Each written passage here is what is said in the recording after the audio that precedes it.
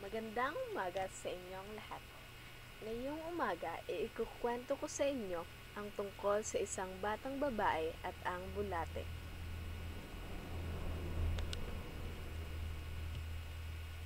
Noong unang panahon, may isang batang babae na gustong-gustong sumayaw. Palagi siyang sumasayaw sa bahay pero hindi siya magaling. Isang araw, dumungaw siya sa bintana at tumitingin lang siya sa bakuran noong nakita niya ang isang bulate.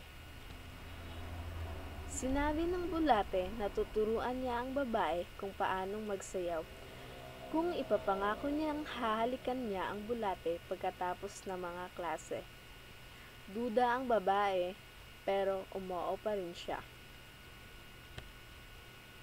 Nag-umpisa agad sila sa pag-aaral ng sayaw. Araw-araw nagturo ang bulate at araw-araw nag-aaral ang babae. Sa katapusan, magaling na ang babae. Masayang masaya rin siya. Pinasalamatan niya ang uod ng isang halik at pagmulat niya ng mata niya, naging malaki magandang paru-paro ang uod. Sinabi ng uod na hindi siya magiging paru-paro kung hindi siya hinalikan ng isang babae na tinulungan niya. Pagkatapos ng lahat ng ito, namuhay sila ng masaya at naging magkaibigan sila sa mahabang panahon. At iyon ang kwento ng isang batang babae at ang bulate.